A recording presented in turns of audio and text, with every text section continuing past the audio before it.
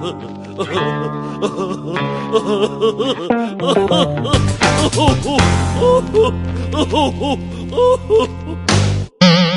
here we are at Carnival of Randomness. It's Rob here, obviously. If this was Buffalo, we wouldn't be having a show today because, and all good wishes to everybody we know in Buffalo and the people there because they're pretty much under it. But somehow Greg is here because I know Billie Eilish came over and did a house concert for his birthday. How did that go? It's cold out here on the thruway. It's terrible. You gotta see what it's like down here. I'm remoting the Zoom. I'm going down. It's going... What? Oh, I'm good. Billie Eilish. Yeah, well, why do you keep bringing her up? That's your gimmick. That's my gimmick, because I get this thing, and maybe you're not aware of it. Our guests might not be privy to this information. I have a thing about Billie Eilish only because of the way she got so big. Because I got this thing about goth, and then that whole, like, oh, nobody likes me, and I'm just sad all the time, and I just hide in my bedroom and write these great songs. I don't buy any of it. Like, she's manufactured, and as far as I'm concerned, she got popular like Madonna got popular. And very good, because our guest is not manufactured. She's a very good rising talent. All natural. Not only genuine USA parts. Not only as a vocalist, as a singer, but now she's exploring new frontiers. And somehow, after doing the show once, she actually wanted to come back. We're very thrilled to have Elaina Alston back on. Hey. Hello. So I have to ask you, first of all, that Pride show. Now, I know, with Daniel Pounder, she can't sing at all, so you didn't have a problem. It was cool. So I met her during sound check, and she was so nice. She's great. And the first thing she said, she's like, "It's so nice seeing you lead a band." And I was like, "You know me?" It was really cool, and I was able to talk to her for a bit, and then that whole day was a blur. Chuck actually fell asleep in his truck. Our guitarist Josh had to wake him up because we were he's old. He's old. It was the funniest thing because Josh said he was like banging on the truck door, he's like, "Chuck, get up, we gotta go." Oh, because I was hidden in the back. See, my fear would have been he's a drummer. I'm like, oh my god, he OD'd. Oh no, he was fine. The Bon Scott syndrome. Yeah. It was just funny because he was tired and it was so hot, and we did sound check, and with the amount of traffic, I remember that day. It was impossible to leave and then come back. So, I stayed in the back, not even in the festival until after I performed because I was hiding in a little RV they had parked for us. And then I just know that they got there on time. But, a month after, Chuck and Josh were like, "You're not going to believe what Chuck did." Now, wait a second now, did he have his air conditioning on, though? Because I think he might have. He was in his truck like that. That's dangerous. Oh, no, I think he was just, you taking don't put a cat nap. pets and you don't put drummers in a truck during the heat. Oh, no, I think he was either in the shade or something. But Josh said he was knocked out, and I thought it was the funniest thing. Because I had no idea. I couldn't tell. I knew just, 10 minutes before everyone was where they needed to be. I was freaking out a little bit, but then I got on stage and we just did it. Yeah, that's so the thing, too. I want to talk a little bit about performing in terms of audiences, stages and stuff. You get a bigger stage, a smaller stage. You just go in the zone where you really don't notice, if it's your performer. So if there's 5 people or there's 5,000, you're just going to, go all out. Well, this one, usually, if the crowd gives good energy, that's how I react and I'll give it back. And, I was told that there were going to be hundreds of people. The amount that we received that day was way higher than the estimate, so I just remember trying not to freak out. And I think also, too, because I think, I'm probably wrong, but is this the first time the whole Pride thing's been on since the evil C word? Yes, it was the first time, so once I realized that, I was like, yeah, it makes sense why so many people came, and I was also a lot more at ease, though, because the sound company they hired actually worked with me back in April with my college band for Spring Festival that Geneseo held. So they were doing sound check, and they're like, "Wait, we know you." And I was like, "Oh." Okay, I was like, all right, I can relax. You're going to get that. I get that a lot around town by people I don't even know. Somehow when you're on the scene, they know who you are. Yeah. Well, it's funny. That happens to me a lot, but not for, the recent things I've been doing. It's still my college band. I'll go out to places, and people will stare at me, and I'm like, "Oh, do you know me from somewhere?" And they're like, "You're the singer in Stunt Double." And I'm like, I'm in Rochester right now. How do you know about that? I know, it's amazing. It's I've cool. had that. I've had that a lot. I've had people who's there's everybody knows you. It's well, Yeah, it's crazy. Well, you wonder sometimes if anybody's ever really listening and really pays attention. Yeah, You know, like and they the do. way things are now, bands come and go, and everybody you just look like no, you and know, I've even had from this, and I take it from the pictures because we obviously don't have the making an impression with these two Yeah. with me and him. You don't want really the pictures out Stop. here, but I've had people come up to me about this too. But this thing I've noticed, like with musicians, who sometimes I've noticed, like, and Greg, you've had great crowds, you've had not so great crowds, like winter crowds. Right. Sometimes musicians They're they dig it interesting, yeah. more when there's like you get those crowds. Unfortunately, it's just one of those days you don't get anybody. They seem to almost be more into it, like they're playing for the people who came out because you came Well, out. yeah, it's a Yeah. more And you have a little intimate more thing. fun. It's like, Well, especially if they're like friends of yours too, because like usually, especially in like bad weather, it's like your key friends or like regular goers that'll still make it there. Because that's what happened, I think, on Halloween. The weather wasn't too bad, but I think it was like one of the first colder days.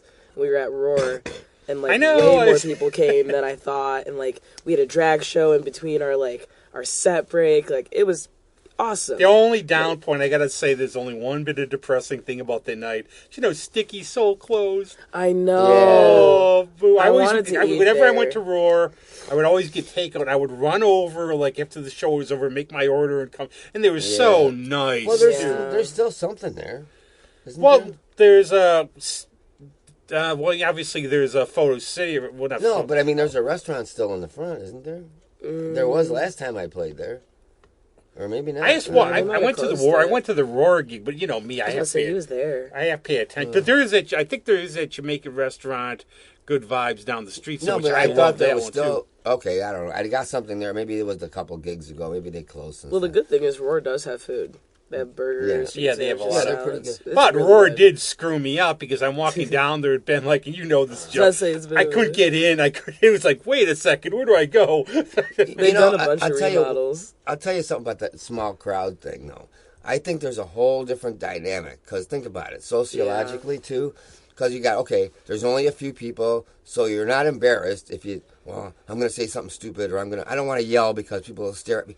If it's just your friends or just a few people, you're going to go carte blanche, man. You know, you're going to be like, hey, you're going to heckle and you're going to good-naturedly, you're going to enact or react and you're going to interact. So, whereas you might not if there's a lot of people.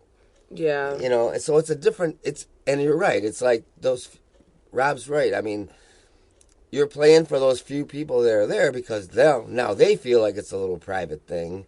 And I don't know. I'll never an interesting forget. dynamic. I would put, Yeah. and I hate lists, but like in my top 10 favorite live bands, the Flesh Tones, no doubt. They're in the top 10 best live bands I've ever seen. One time at the Bug Jar, I remember, I think like Kenny Rogers or somebody was playing at the War Memorial. Sold out, obviously. The Flesh Tones had like about 30 people. The way they acted, they made you feel like the most important person in the city. Like you were the Right. cool kids being there. And they went all out. And you think like a band like that, pretty well known, and they're playing like 30 people or so. They could just phone it in. They put on such a great show. Well, that's a huge part I think about performing is like knowing your audience, and like even I get it in like a different type of way too because like I do acoustic gigs on top of doing band ones. So with What those, don't like you do now? I know really? You acoustic cater? gigs. No, I don't do that. Windows?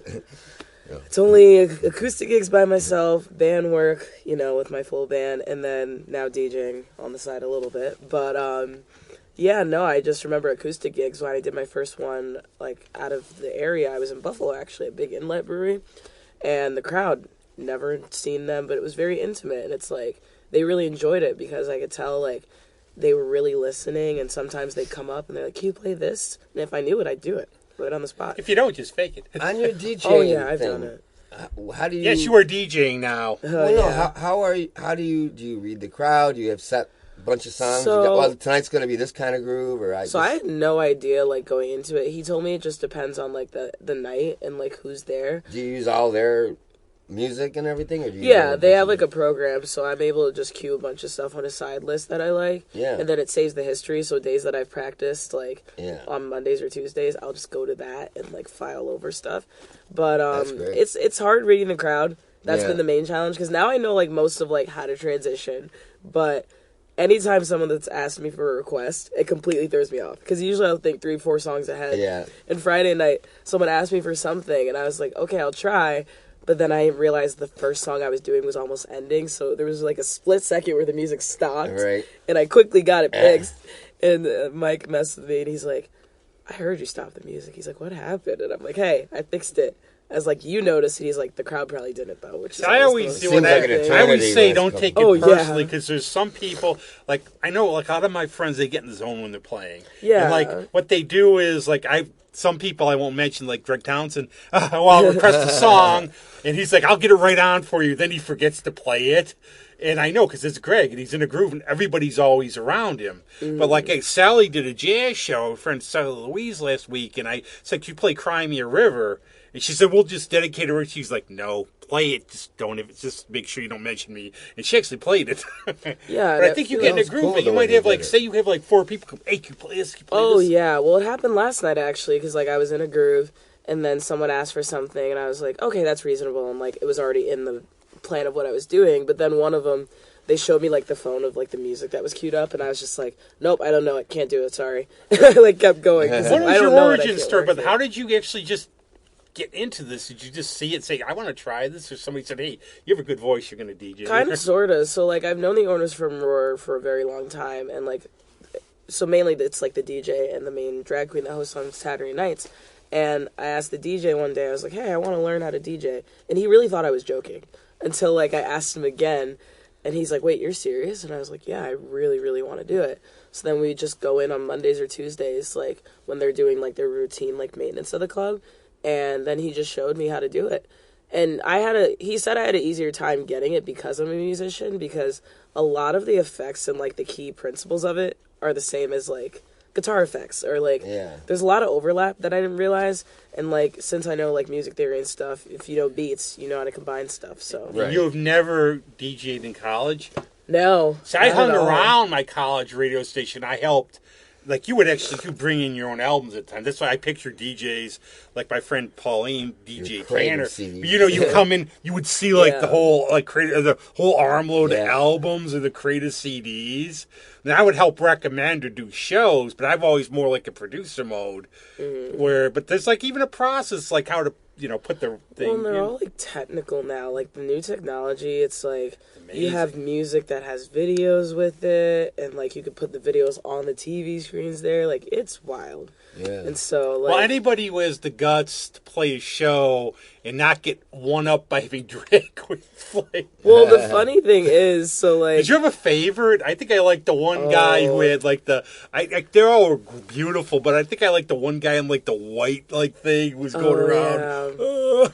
I think, that was Sam. He's actually was one of the coordinators for Pride. I'm trying to think.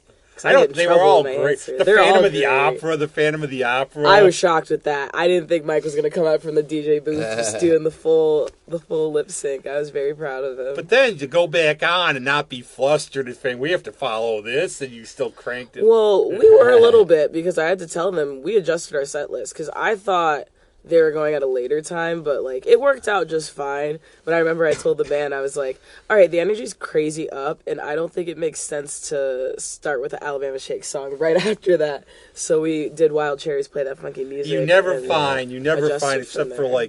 like drag clubs and clubs like that, you have the best costumes for Halloween. Oh, it was great. And the funny thing is, so for our next show, it's going to be sort of Christmas themed, but we're actually going to incorporate the drag queens with our show. So certain songs. Gotta get Chuck to dress up. Gotta get Chuck. I want to get Chuck up. in a Santa suit. It'd be pretty funny. Speaking of turkeys, no. But yeah, we're gonna have the drag queens, like, lip sync to certain songs that I do. So it'll be like an interactive performance. Oh, how cool is that? So I'm really excited for that one. And actually, like I told you, my friends, Grease Creepers, afterwards, the show I was going to afterwards, they do Psycho Killer. And their version compared to yours, a tad louder. I was about to say, yeah, that was our first time doing it, and I hadn't done it since my college band, so I told him, I was like, that's the closest Halloween thing I could think of. I started laughing just because I knew they were going to play it too. It's but the story behind it was David Byrne, people would say he looked like Anthony Perkins from Psycho. So that's where it came out. Really? Yeah. Yeah, Josh is my guitarist, he's a huge fan of the Talking Heads, so he was really excited when we found out we were doing that song. I played this. I played at Smokin' Joe's Friday, and we had Steve Lyons sit in, and we did Gloria, right? Just because it's easy. For what, 20 minutes? Yeah. Yeah. Well, he said something. He goes, strap yourself in. It's going to be a ride or something. So what he does, he takes everything with that kind of groove and morphs it all together. Like I was thinking about that for like something like a DJ thing. Like he'll go from the Gloria thing to Secret Agent Man to the James Bond thing. Anything that's in like that simple key and you know, he'll just morph riffs together, and it was really cool.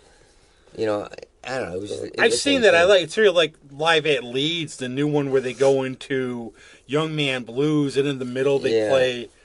And I've seen some people who do that. It's like a skill where you just seamlessly go into one song and then another. Then you wrap it all up. Yeah. Think about this when you need to fill time for 20 minutes. Well, sometimes. It's funny, too, because, like, since I've been learning how to DJ, it's been making it easier for me to think about, like, when I play with the band, how to make transitions between songs. Common keys and chords yeah, and things. because, like, we've done, like, mashups, and, like, lately, our current one is, like, Voodoo Child into American Woman. Oh, wow. Which is a fun one, because most people don't expect it. But the next one I want to try would be A Whole Lot of Love and then War Pigs.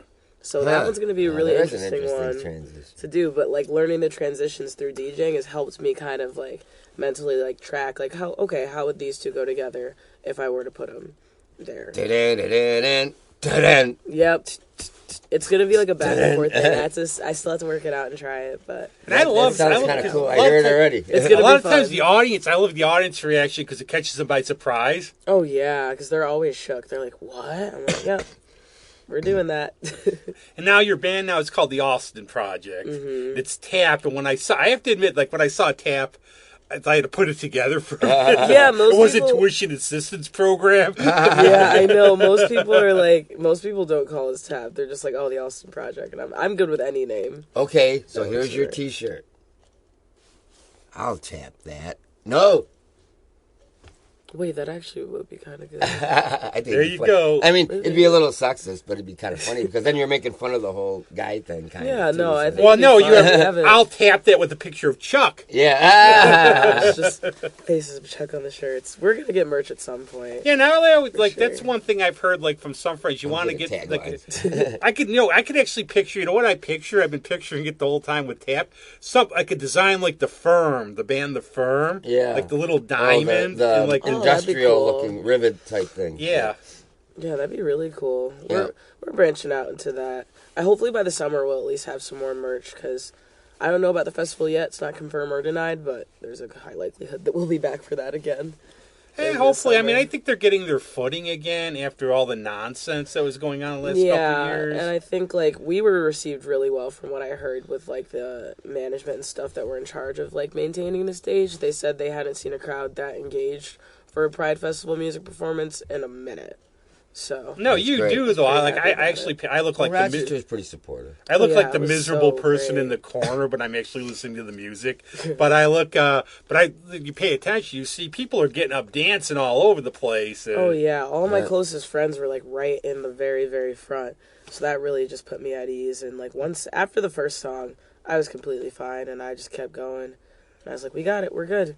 And I felt bad. My guitarist, that was his second time performing ever in front of that many people. Introverted is not part of the gay, Oh yeah. Well, my whole thing was like I was Not sitting. at all. Your family was sitting with me, and that was great because they were more chill like me. And I'm Oh, just yeah. going, "No, she's really good." And they're like, they're not like Oh, yeah, dancing or anything. My mom, because she's been to so many, like she's just, but she always has the same reaction. She's always very proud, but she's very laid back about it. Like I haven't really surprised her yet, so I gotta throw her for a loop one of these gigs. But we've been busy, so we're just prepping for the next one. And I think you go by the kind of audience like where they want to have fun. They're looking for, they don't want somebody there who's going to get on the keyboard and play like everything about miserable. Yeah, and like especially if I'm really comfy, like I've noticed I've started dancing more on stage. It's been like a progression because in the videos that I'll watch, I'm just like, oh, I'm actually moving around now. So I it's think fun I've told being able to do everybody that I think you don't even know what you're doing on stage. You're like people when they're on stage, they're like natural. Yeah. You don't have to do much. I've always used Colin Blunstone as an example from the Zombies, where what did he do for singing? He just stood. But he had a presence. And as long as it's, I think it's, whatever you do, if it's natural, it doesn't look forced. Yeah. You get with the rhythm of the music. Well, it's funny because there'll be times, like, especially I think the best example I could give is the Stevie Wonder cover we do for his song I Wish. And I literally, there's points where I'll just close my eyes and I feel the beat and I'm just like, all right, you're letting go. And I don't think. Because people ask me, they're like, what do you think when you do that? I'm like, I don't. I just kind of do it. And then I come out of it. I'm like, oh, okay. That worked out well. Do you have anybody you would be sort of intimidated of to cover? I mean, you have a voice and stuff. I think you could take anybody on. There's some. Like Nina Simone. I would do Nina if we could figure out the arrangement. Like that's the big thing right there. It's hardest with the arrangement. Because, like, it's just that piano. Like, I listened to a podcast that did, like, a deep dive on how that song was made and how complicated the rhythms are for each part. So after listening to that, I was like, okay, definitely not that one. If I were to do hers, I'd do I Move You? Because most people don't do that one. That's one of the artists that most people, if somebody yells, can you play one of her songs? A lot of musicians will just say they can't. Oh, sorry, just because of the arrangements. Yeah, because you can't really do it most of the time, justice. like, I'll do it, but there's the one thing I get all the time, especially at acoustics. Play Freebird, and I'm just like, no, I don't know it. I mean, I technically do. But You're nice to them. You know what I always say when I hear that? I usually say sometimes, like, Venmo me $100, then maybe I'll think about it. No, you don't. You're nice. You don't go, I'll give you your Freebird right here. I will always say something like, why does that guy come to every gig that every band ever plays? Oh, really? I feel like every time it happens. Like it's the same person all the time. I'm just it's okay, like for musicians, I think it's akin to the idiots on like the golf tours who yell it's in the hole. Yeah. People get mad. But you know what you could do as a joke sometime? Start off like the first few things of Freebird and go into something completely different. War Pigs. Yeah, War Pigs. War Pigs can't get mad about that one. I love that song. Oh, I'm do a big too. Sabbath fan. No, you like Sabbath? Mm-hmm. I was influenced by, like, so I did classic rock first, and then I did kind of dive into the earlier heavy metal stuff. So it's been like that really influenced me. I always love like playing. when we have like younger artists on too, because like we're old grizzled veterans. I was like, we've seen all this, but I'd always love to see how you found the older music. Yeah, and it seems I think if you love music, you always find it's there for you. And like I love how you discover, because maybe when you were growing up, unless your parents or somebody were really into it, it's new to they you. were. I was the kid in the family that like they're like, what are you listening to? And I was like, I don't know, I like it. And it just nobody listened to what I listened to. It worked out. Like my mom is still perplexed. You're a prog guy a little bit, right? My mom's still perplexed to this day as to how I got my music taste, because she's like, you didn't get it from me. Like some of the stuff I get from her, and it's been like seeping into like what I do. But use your bandmates and like other people in the music community where they recommend stuff and stuff. That helps. I still do that now. My biggest thing for getting music is it's asking friends, like, what are they listening to? Well, it's funny because my closest friends will text me sometimes and they're like, hey, I think you'd be great with this song. And most of the time I do take it into account, because half the time I'll forget things. And, I run into a wall a lot when I'm trying to find new songs to do, because now I think of every part and like how manageable it's going to be for everyone before even like proposing it. You might get one from me sometime, because I'll get inspired. Like, actually, speaking of Roar, I remember Adriana played there one time. I literally texted her afterwards, you have to do a Jolie Holland song. Your voice reminded me of it. Yeah, and like I always love it when people tell me that, because I literally run out of ideas, even though I listen to an insane amount of music. Like sometimes I can't think of them. And like the suggestions, even like when I do acoustic gigs, for example, like I remember one time I did a request because someone asked for a Bare Naked Ladies tune, and I was like, the only one I know is 1 week, so if I mess up the words, bear with me. The only one I would know would be Jane, and you're It's dating yourself at your age, but there was a time. Remember, Greg? Literally, there was a time. I think Bare Naked Ladies played Rochester every 2 months. Remember that? Yeah. They were like here they Just went like to a Russian children's Root. there's like pictures of them going to a children's hospital with the guitar, but they would be here like every other month. Yeah, I feel like a lot of people in this area in Buffalo, like they love them, because that's like the equivalent of like if I were to do Dave Matthews, which I haven't yet, and it's not that I don't want to, it's just I haven't listened to him much, but they I admit lose I'm it like when I not do the that big. cover. A lot of that's one of those, and I always I say, just like the drummer. I always say to each his Guy's own. an octopus. I've just never been a huge. I like the song "Crazy" by him. I think it's got a really good jazz beat, Yeah. but otherwise, it just sort of like. To me, it doesn't do it for me, and I've always loved to get into the science of why do we like what we like sometimes. Well, I'm very much the type of person that, like, and I don't know if, like, you guys agree, but, like, anytime I listen to music, especially if it's new, I like to do it on my own. There's certain things that, like, I kind of want to find it myself. So, like, with Dave Matthews, I'll probably like it at some point, but, like, I can't force it. It just has to come naturally. Like, Bare Naked Ladies. You know what? There's happened. a good example at the song Jane. I guess they were in a cafe in Yonge Street, and they're talking about a song. They want to do like it's like the person you had a crush on the first time you had like a puppy love crush on. They wanted to use the name Jane, so they're sitting there and they're like, okay, writing it on a napkin. And they came up with St. Clair because it was Yonge and St. Clair Street. Oh, wow. You pick your influence from everywhere. Yep. But No, that's you a really good. do. We've had like different artists on like Lily Winwood, and the question is, we're asking her like, okay, do you like to collaborate, or mostly do you like your own writing? She's like, no, I like to do it myself. Like, See, how's I'm your not- thing? Like, you like I'm that? not like that. So I'd prefer the help because Me too. sometimes, like, I'm very. You're not like Jeff Beck or Richie Blackmore. Oh no, because sometimes like I have from what Chuck tells me, I have a very specific strumming pattern, especially since I play rhythm, and sometimes I'll get stuck in it, and certain things will sound very similar. So that's why I like the help. So I actually have like a quote unquote ghostwriter out at college. She's one of my friends, and she helps me with songs. And like I'll just text her. I'm like, hey, this happened to me. I want to write about it. And she's like, all right. So then we'll write That's a something. good way to go You know, about it. when you get an idea, though, do you have something like, I know a lot of like people, and I did it myself when I was doing movies.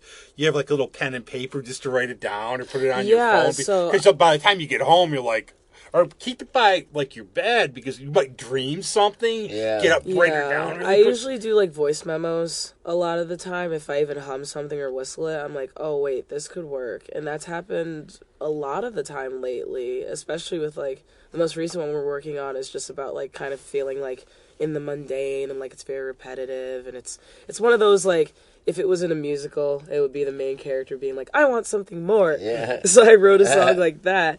And I just had the harmony one day, and I was like, "Oh wait, this works." And I just like recorded it immediately, so I didn't forget. Sometimes it could be just one little thing. There's a good story about Tom Petty's song "You Wrecked Me," where it started off, "You rocked me," and Tom was I can't be doing this. Everybody's, come on, you rocked me.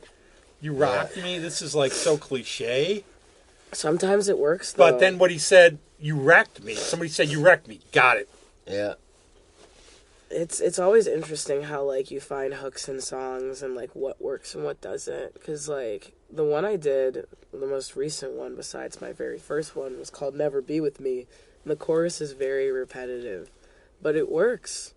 And like we actually took some influence from Taylor Swift, not directly. I don't want to get copyright sued, but like the whole melodical. Don't thing worry, that she did. we're very close. We share the same birth date, so I'll just Yeah. text her. She'll say But it was fine. cool because like the melody was something like it was similar to one of her songs because I like how sometimes you can go from high to really low and then resolve it. Yeah. And normally in the songs that I write, they don't do that. Well, when you think about a lot of hits, I mean, really, it's a hook with some lyrics thrown in. Exactly, and like I once mean, I it find revolves out, around the works. hook. Yeah, And people like little kids and everything, they like repetitiveness. They Right. like, you can just think of like Hey Jude, or like some Yeah. of those songs that could go on for 10 minutes where they're just repeating remember the joke like from Blues Traveler, the hook. Yeah.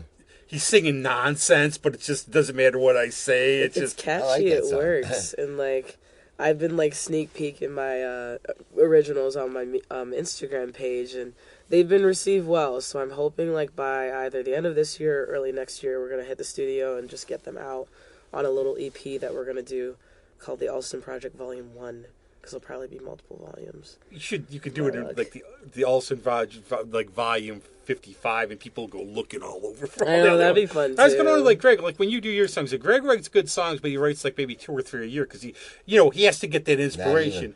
Not even. But do you prefer when you're writing them just to do it yourself and then bring it out to the band, or you just say, okay, here's what I Well, got? You know, I'm in a weird position because You're a drummer. I know my theory. Yeah, I know theory and stuff, but I don't really know how to play a lot of stuff, so I'd have to have somebody to play the stuff, number one. Yeah. And, I know enough to say, well, it's minor key, or it's this, and it's got to be brighter here. I can kind of give more dynamic direction than actual chord things. But then people suss it out. I mean, I hum it, and I find a key, and they go, okay, then they figure it out. We go from there. Yeah, so. How are you going in terms of, like, balancing originals with covers? You sticking more with covers right now and just sort of going into originals, or you, Elaina, not Greg? We're starting to branch into the originals finally. So like that's been our main priority with practicing, is getting the originals squared away. And so I think by like the 9th, ideally we're going to play at least 2 or 3 originals in addition to the covers. So then we start adding more originals. The more that I write them, because right now I have about 5. Which is a pretty good amount, but I have to still keep writing more. No, and you bring in, that's how you bring the fans, and they come in then you start giving them your songs. I got up to 3 with Anonymous Willpower. Yeah. It's funny, my roommate is like my biggest fan when it comes to my originals, because he hears them the most. So whenever he comes to gigs, if I play them, he gets really excited, because he's the only one I can look at where he knows every single word and doesn't miss. That's cool. So it's awesome. I definitely am going to start getting those out more. And there's a really great feeling, too, when the audience reacts to your own songs. Yeah. Or comes up to you. Some of it's funnier, too, when they'll come up to you and go, that song really hit me. And it's like, it was not about that. I'm not going to say a word. I think what a lot of people do, this is my own personal opinion, and I've been going through my whole career, if you want to call it that, with this whole mindset.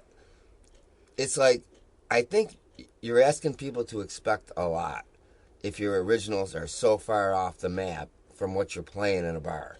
Right. All of a sudden, I'm going to do something I wrote. Well, okay, why? Because you wrote it? That's not going to guarantee you anything. It can be, if it's too weird for people to accept, they're not going to care. But, what is too weird? But I'm just saying, if you can make your original sound like something that's already out there, kind of, not steal, but look at how songs are put together and why they're hits and how they are timed and whatnot. And then, you put your songs together that way, and then it just sort of sounds like you're just doing another cover song. Oh, yeah. Like, a lot of the originals I do are very pop influenced. Yeah. So most people are like, oh, I could hear this out. And I'm like, yeah, it's because I listen to pop music a lot of the time, and that's, like, where I draw the inspiration But I from. think you probably branch out, though, too, and feel like branching out. Because... I think you've got a diverse amount of, like, music you listen to. Yeah, and, like, there's definitely, like, my main goal was to make sure that each song has a different sound, and I think it's gotten there. It's just, because, like, there was one tune that I actually sent the voice memo to my guitarist. I was like, what do you think of this? And he's like, it reminds me of the Velvet Underground. I was like, oh, that's not what I was going for, but I'll take it. Like, I like to have different influences. As long as it reminds somebody of something. Oh, and then you're off. That's what always going to happen. I've known, like, so many people who said friends of mine sound like Stevie Nicks, who I don't think sound like Stevie Nicks at all. And it's a great compliment, obviously. But I was saying, sometimes I'll tell them, people bring the perspective they have. So if that's what they hear and listen to, they try to fit it in like the peg there. Yeah. And it's like, I feel like every song, like, it's hard... Because I don't know, like, the ones that I've written, it's hard to pinpoint where exactly I got the influence from, because part of my writing process is, like, I tell myself, I can't really write about stuff unless I've experienced it, or at least, like, have been close to experiencing it.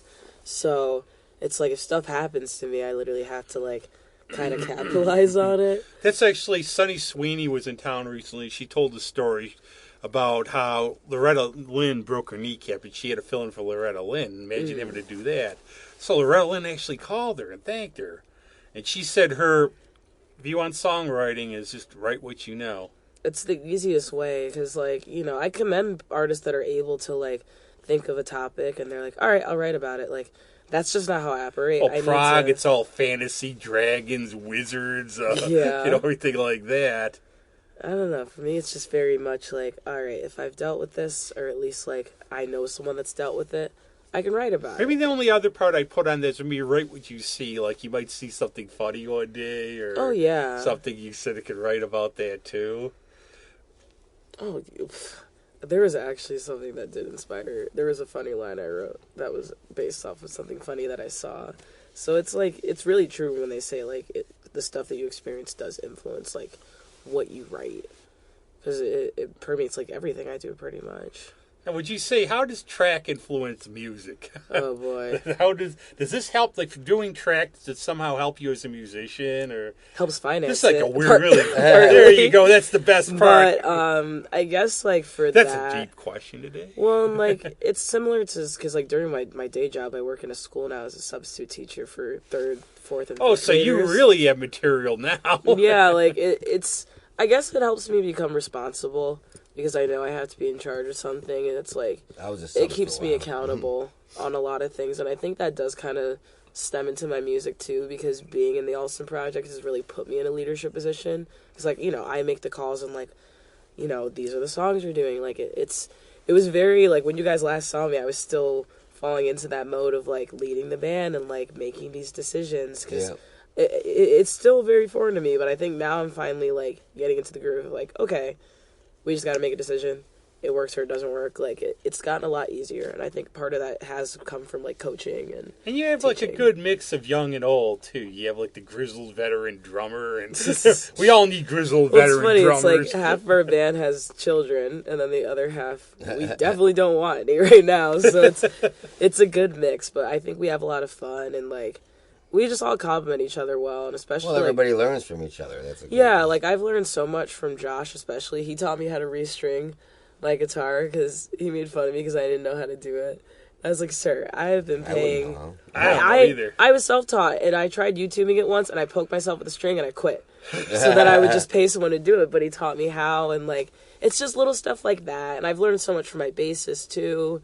Like he's really been a good bouncing block, because like if there's a time on stage, for example, like if I have to like kind of go into La La Land, which happens in a couple songs depending on the vocals, because like Creep, for example, when we were at Roar and I sang that, I actually kind of blacked out. Like I didn't remember they were with me. You should have said that. I didn't notice it.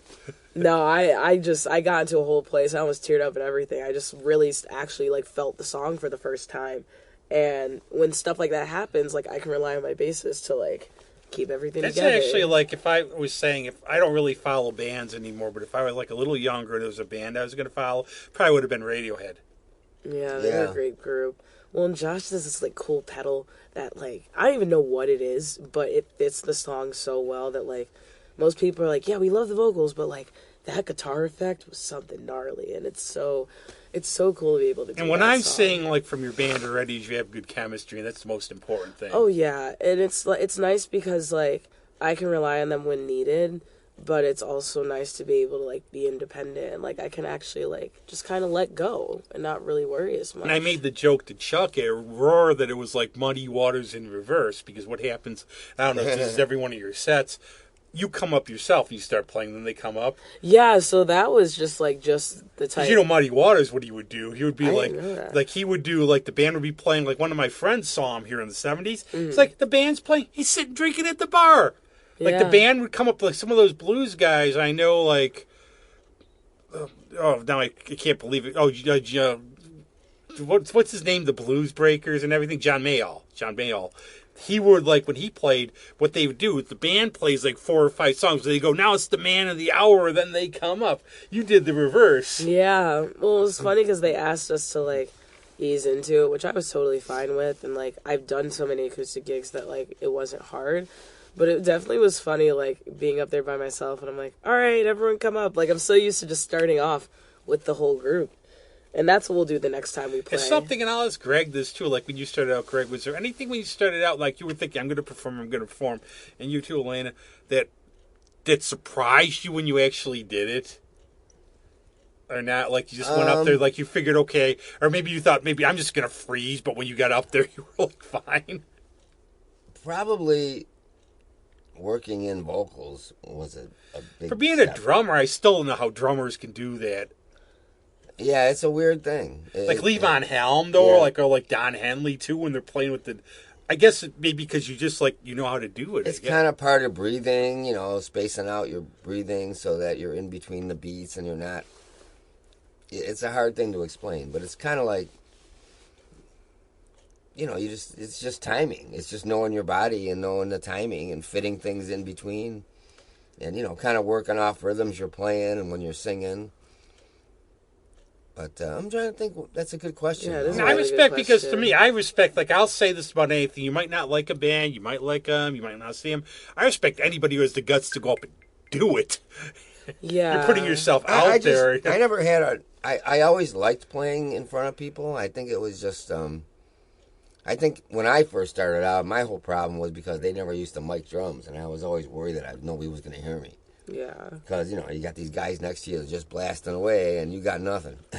Well, I think, like, the moment I think of when I was the most surprised, and I know, like, it's the same for Josh especially, like, our favorite one so far that we actually did was at the Riviera at the end of the summer in August when we That's had a great building. when we too. had Lauren Fagiano from Lauren and the Good Souls. Who was just on the show here, plugged for the Carnival. She was she's amazing, and so was Ken, and like they were, they're such talented musicians in their own crafts that like we were able to do a lot more with the arrangements, and I never had keys before, so like hearing that, I remember we did Surround Me, which is a cover we typically do, and there's a part where I do a build, and I just remember doing it, and I heard the audio, and I was blown away, and it's just like I was so surprised because like everything worked just so well together. That was like I think our favorite one. That's part of it too. Is I think, and actually Neil Peart said that about Rush sometimes, where he said, "Look, we've been doing this a long time. We're going to give you baseline a good gig, but every now and then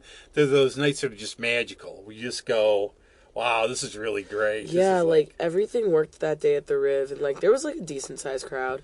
But it's a beautiful it just was... building too. I think that's like part of it too. Oh It's yeah, I love that gorgeous. stage because I can just like the Riviera. Riviera. Oh, Because like I gotta get over. I just haven't. Well, I would if there wasn't. I always say, like, if you're playing with, I'm not going, because every time I'm going to go, there's like a curse, or Oh, like right, 'cause you had literally the snowstorm somebody. There was a last night. snowstorm. There was actually one person. I was going to get in my car to go, and that's like 40 minutes away from me. Yeah. They had it postponed 15 minutes before I was leaving.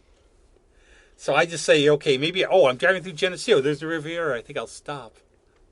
There'll be something soon coming up, I hope. But yeah, it's a beautiful theater, and I think I just love it because that's like where that was my first really big crowd, was there that opening weekend with my college band, and it's just like ever since then, like I'm always comfortable, like it's just I feel like at home when Plus, I'm it's there. like Chuck and Jeremy and them. How can you not be comfortable? Yeah, it's always just, and that's hard for me, like especially early on when I started, like getting comfy on stage.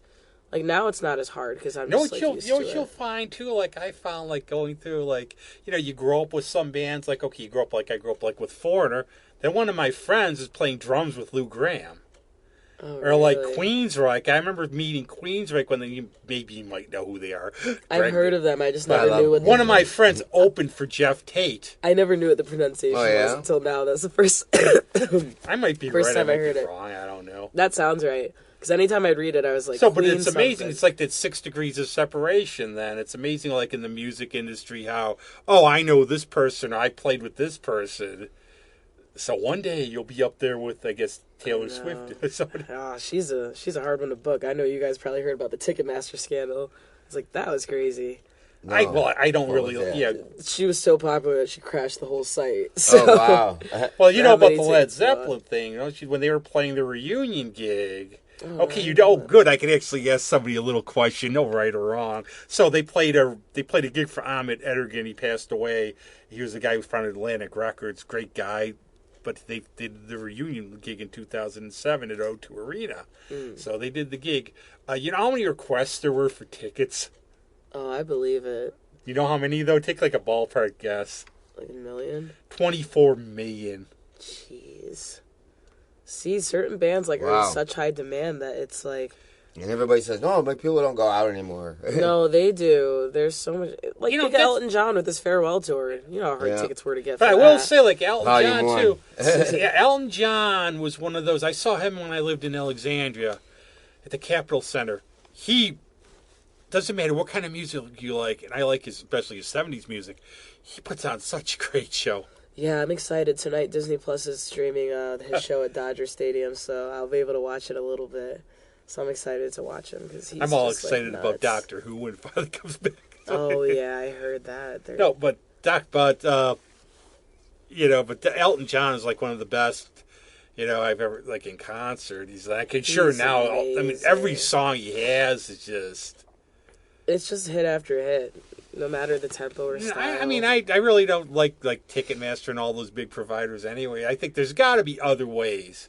Yeah, and they have to figure it out because it's going to start causing more issues, and I think this whole Taylor Swift ticket scandal, and she acknowledged it, like, she's not at fault, it's the company, but now I think the company's going to come under fire for... Yeah, they're pushing them to or demerge from live. And they have to do other things. Like, I would go to, like, Jason Isbell's one of the person I've gone to see most of the time he plays. You go find tickets, and people buy them, and you see these insane prices they're reselling them for. Yeah. One of my friends is a big Scorpions fan. He wants to go see him one more time.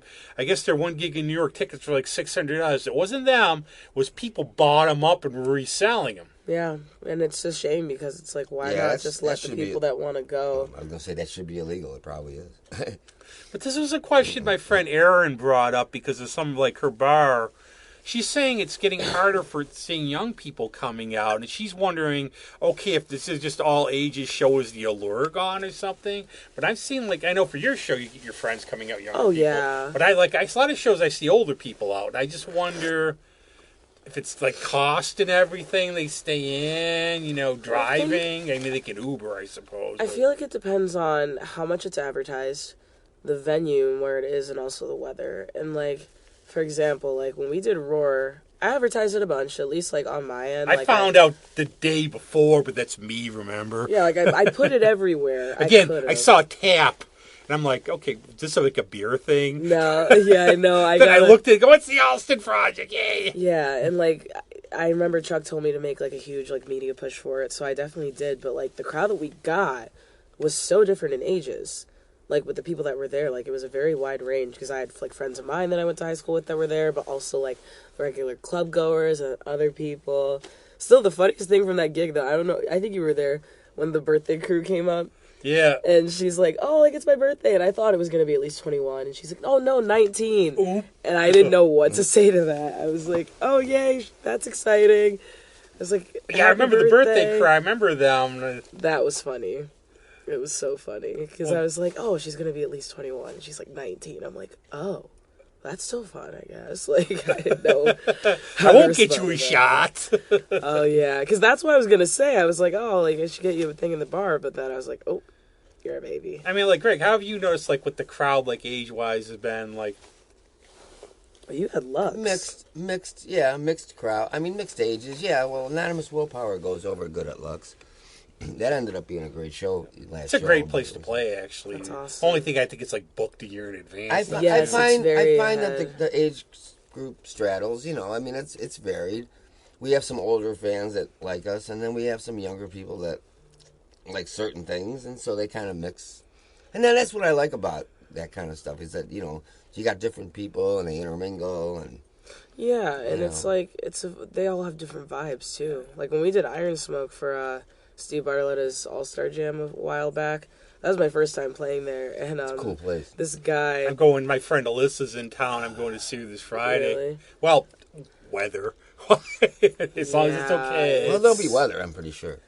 There's always weather. I mean, we're in upstate New York. We can't ever count weather out because anytime we think it'll be clear. And I feel like it always happens on, like, a weekend that, like, people have things to do. It had the one time I went to go see my friend Michaela in Albany. She was playing the Hollow. Now, this is early October, right? Mm-hmm. Go by, like by Rome. This fluke blizzard starts up just in central New York where the mountains are. Mm. And I'm doing my Sam Kinison voice, like, wow! But then it stopped. We went through. And then it just clears. Like, it's so, like, spotty where that snow hits. Like, it's... That's why I'm not a fan of the snow. I was at work the other day. Well, you were in the right state then. Well, it was funny. My kids at work, they're like, Mrs. A, do you like the snow? Because I had to watch them outside at recess, and I was like, no, I don't. I was like, are we going to go back inside soon? I'm, like, checking my watch. 'Cause I don't do well in the cold. Yeah, that's why I'm not a trying to fan. drag this out as long as possible because I'm getting my You gotta car run around and inspected. scream and yell I'm getting my like they do. car inspected No. afterwards, and I'm gonna walk home from my mechanics for exercise. Like, so I look like a stuffed sausage because they got 4 layers on. You gotta be warm. It was funny. I got gloves in my car. I tried running around with my kiddos the other day, and I was good for a little bit because I played tag with them. And for 4th graders, if they see an adult playing with them at recess, it just blows their mind. That's a Like, good I way don't have to to do get anything. And I told them, I was like, all right, I'm tapped out. And they're like, come on, Miss A, come on, you got it. And I was like, guys, Miss A is old. I need a breather. You guys take over. Oh yeah, So you're they just kept ancient, going. yeah. But can you imagine I don't these run kids? Like anymore. one day they're going to be saying, like when you're up there, like, wow, she was like my teacher. I know. Well, it's funny because the kids don't know, but the staff do. And they're like waiting to find like to see a show. They're like, the next show you do, like, please let us know. Like, we're all gonna come. Like, they're so supportive, and it's so nice because like I'm very, I'm new to the building, and it's just, I went to college for adolescent ed, so I'm working in a building that's primary elementary, so I'm totally out of my element. But I love the kids so much that like it doesn't matter. I'm just there to enjoy it, and every day's different. And again, the staff have made the transition the easiest for me. So I love it there. It's so fun. I enjoyed subbing teaching. It's great. And it works for my music schedule, too. Because if I have to go on the weekends and stuff, it's pretty flexible. So it's great. And you're going to start, you think down the line, you're going to start expanding, like, in terms of, like, playing out, like, more in terms of different... Oh, yeah. Because you have to, I mean, we can love you here, but you eventually have to, like, branch out. Oh, that's always the plan. So ideally, like, if we're on the track for the Alston project as to like where I think it will be, which we're the winter I planned for us to be working on like our own stuff, and then once the spring hits, obviously we'll start performing a bunch more like we did in September. So I want to travel. My hope is in the summer that I'll be in Long Island at least for a weekend. You have to do it too at your age too, where it's like. Oh yeah, and so that's planned because how Public Water Supply is doing their traveling. I can't believe. Yeah, I know. I've been like texting Adriana, and like, where is she today? She's in Toronto. Who's she in today?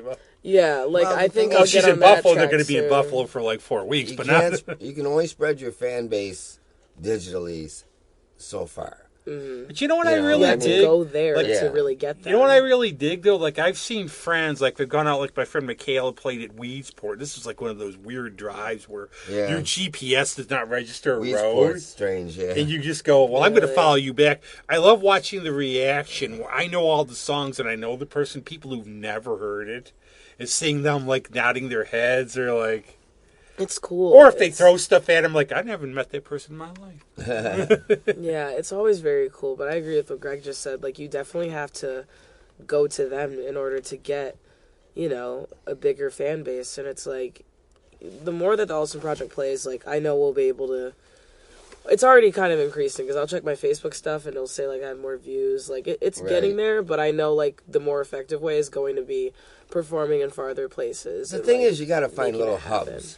That's always been another one of my little pet theories. It's like, okay, Fairport, Pittsford, Macedon, those are all fairly close together. Lima. Yeah, and Fairport, like, is a huge one. There's that pizza place. Everybody played, what is it, Fanatics in Lima? Yeah, Fanatics. Not Peru, New York. But I'm saying, okay, let's take that as an example. You play in Lima, Henrietta's not that far, so you get maybe Henrietta people will come. As long as it's maybe no more than a 20-minute, 25-minute drive, it ain't too bad.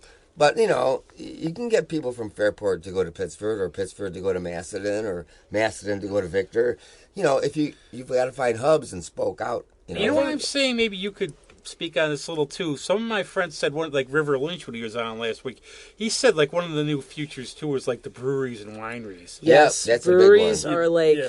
I know there's one in Naples. A lot of my friends have played. Well, the coolest thing is, so like my first like ever travel gig for acoustics, it was like at Southern Tier Brewing Co. in Lakewood, yeah. And I remember my best friend, he had to come like very last minute, and he was with me the whole day because we're 2 hours away doing a 3-hour set. We have to do setup. And I remember like I played there, and then I did Big Inlet. Then I went back to Southern Tier actually a couple weeks ago, and some guy recognized me when I was getting my IPA. He's like, I know you from Big Inlet. You did 1 week by the Bare Naked Ladies. And I was like, oh my God, you do know me. If you said that. And it was just really cool to like see the overlap. The Tin Barn. out on 14. I think I've heard That's of it. That's a good place. I played there a couple of times. They're very nice. They pay good, and the beer's good. You know, and the thing is, in the age of the GPS, I don't mind in terms of searching for stuff, because some stuff like can be like if you're going into Seneca or somewhere in all those roads, you have a GPS to get to it. But like Naples, and also like Buffalo, obviously not this weekend, but Buffalo is not that far of a drive, really. No, it's not really that bad at all. Depending on where you gotta go. Yeah, it's just more so like after a gig, like I'm usually just a little tired. Yeah. Because like I forget how much energy it takes out of me, and so like lately, the most recent one I did, I had to go alone because I couldn't get anyone to go, so I'm just driving. I went to 7-Eleven. That's all you should always try to get like one person. I usually try to. What I would do is the giant gallon of Diet Mountain Dew driving back, but then you have to stop after drinking the giant gallon of Mountain Dew. Oh yeah, well I got a Celsius on the way back because those I drink them a lot, and it kept me awake, but I remember I rushed back into my apartment, and my roommate's like, where are you going? I was like, I gotta go to the bathroom. Yeah. I was like, I couldn't stop on the way back. Because luckily, it's not that bad of a drive. Like, I didn't mind it at all. And it's fun seeing parts of the country like that and everything. And they're so great. Especially, like, I love both, but Big Inlet especially has been so kind to me. Like, they just treat me really well, and every brewery I've been to, and I think that is the future of, like, doing gigs in general, is like breweries and stuff. Yeah, and I think maybe it gets more like maybe mainstream crowds. Maybe they don't want to go to we're the music people. We like clubs. Maybe they don't want to go to music clubs. They get the parking. They think of whatever. I just love it. The breweries have been some of my favorite things, and that's what Black Button down in Hilton. Oh, I've heard of Black Button. Yeah, that's it. They do it on the patio on the back. The gin is really good. Really? I want to try K2. That'd be fun to play. Yeah. I was going to say at some point. Okay, but this has been really. I'm really looking forward to when are you going to be recording and everything. Yeah, so I'm hoping by next month we can start hitting the studio, because I ideally want to do it in just one day to like get it all done, because we're only going to record 4 to 5 songs.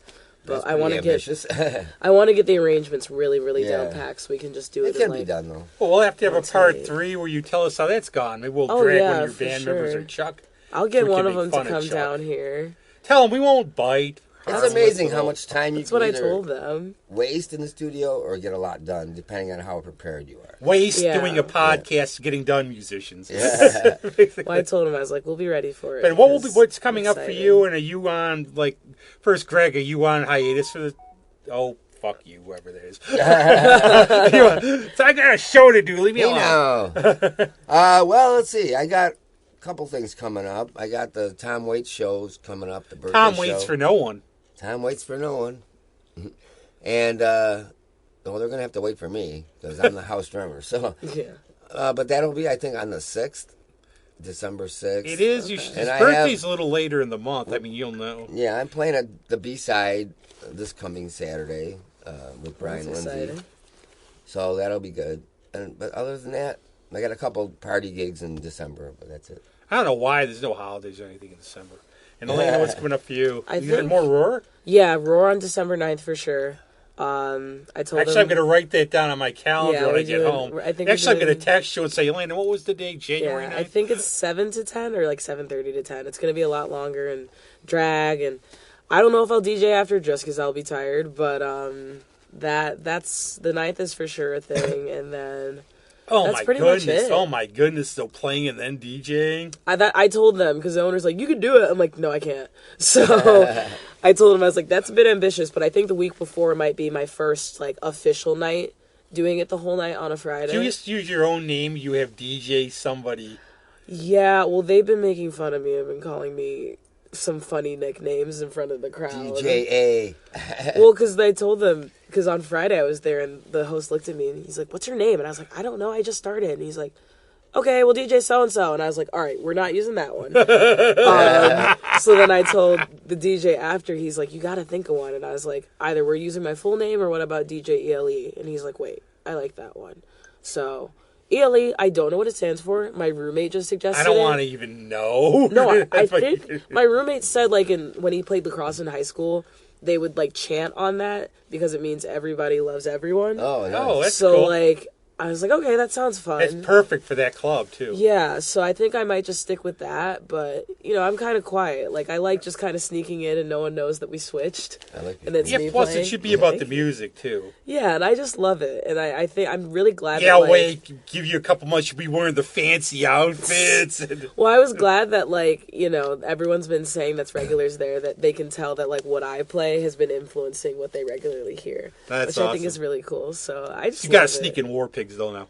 Oh, he was playing metal he was playing Papa Roach and Enter Sandman, like TNT, but EDM versions, which was the coolest thing I'd ever heard. So I heard a it was cool fun. version. And, like the Edge other of day. 17. Yeah, where can we find you? Like, you're online, you're on Yeah, all over, so you're on Facebook. Idiot Book, and you're on... So Facebook, we're on Elaina_Alston_music. Same on Instagram. And then if you look on those website links, we actually made web pages now through Canva. Hey. So you can see everything. I got one of my friends from college that's really good at like graphic design to help me make the info page for our EPK. That's cool. So people know what's up. And I made a YouTube. So it's all linked through there. Oh, very cool. And now, too, we're very thrilled. Thanks for being on, Elaina. Yeah, you Greg, guys are as always. awesome. And sometimes we play music at the end, have live music. She was DJing all night last Yeah, night. so I'm a little and plus, it's tired. the holidays, so... I have a new Well, song and- you can play. Yo, you want to play yours? Sure. Yeah, we'll play Greg's, and then just to put an apostrophe on it, we'll play some turkey noises because it's Thanksgiving. happy Tofurkey, everybody. I'm a vegan, remember? Happy Yeah. Thanksgiving. Excited for that coming up. I can't wait to eat. Gobble. Bye. Bye.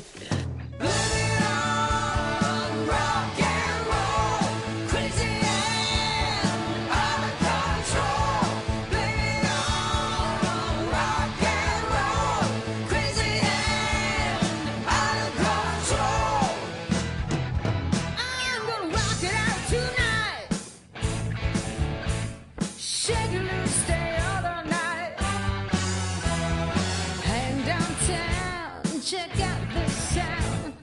Keep a loud eye, stick around. Be the one about the band. Got my air guitar in hand, ready for an all-night jam. People look at me and stare at my clothes and my green hair. Ask me if I really care. 'Cause I'll play me on rock and roll, crazy and out of control. Play me on rock and roll, crazy and out of control. I can't stay inside, so I get into my car and ride. Staying home is like suicide.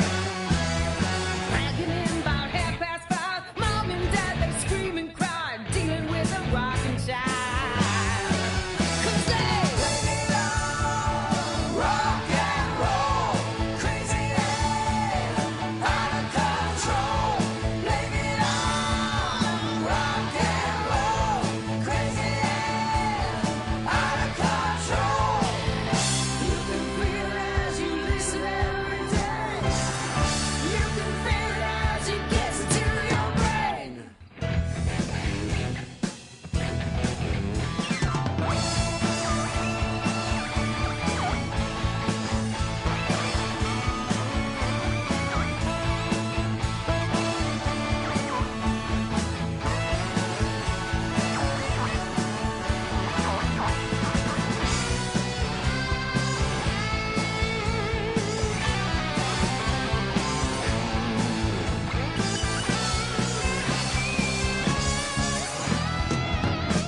Gonna scream and yell, dance and shout. We're not done till we burn out. Rock, rock, rock it out.